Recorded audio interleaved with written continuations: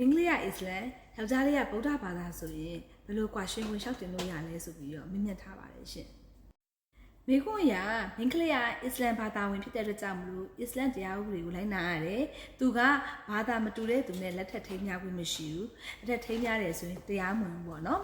ဒါပေမဲ့ဗုဒ္ဓဘာသာဝင်ကတော့မြမတိထုံးတဲ့ဥပဒေကိုလိုက်နာရတယ်ဗုဒ္ဓဘာသာဝင်တွေမှာကတော့ဒီလိုဘာသာမတူတဲ့သူတွေနဲ့လက်ထပ်ရင်လည်းပြက်ပြဲသွားပါတယ်တရားမဝင်ပါဘူးဆိုတော့တားမြစ်ကတ်သက်ချက်မရှိဘူးပေါ့နော်ဒီလိုဆိုရင်ယောက်ျားလေးဘက်ကကြည့်မယ်ဆိုရင်တရားဝင်တယ်မိန်းကလေးဘက်ကကြည့်မယ်ဆိုရင်တရားမဝင်ဘူးပေါ့နော်ဒီလိုမျိုးအငင်းပွားလာပြီဆိုရင်မြန်မာနိုင်ငံအနေဖြင့်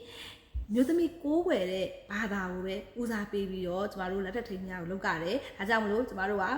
ဒီအစ္စလမ်မျိုးသမီးကဒီလက်ထပ်တဲ့ချိန်တုန်းကဒီကောင်လေးနဲ့လက်ထပ်တဲ့အချိန်မှာသူကအစ္စလမ်နီးတိုင်းနီကာဖတ်ပြီးလက်ထပ်ခဲ့တာလားဒါမှမဟုတ်လေဒီမှာလေထုံးတဲ့ဥပဒေနဲ့အညီပဲဒီလိုပဲနှုတ်သဘောတူပေါင်းသင်းတယ်ဟာချုပ်တွေချုပ်ပြီးတော့ပေါင်းသင်းတာလားပေါ့မူတည်ပြီးတော့ကျမတို့ကဒီလက်ထပ်ထိမ်းများမှုကတရားဝင်လားမဝင်လားဆိုတာကိုပြန်လဲပြီးတော့လေ့လာရမှာဖြစ်ပါတယ်ရှင်။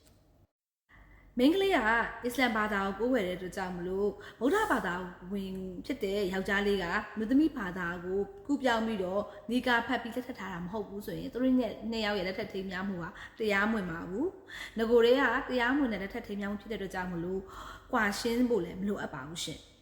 ။တကယ်လို့သာလက်ထပ်ထိမ်းများစဉ်က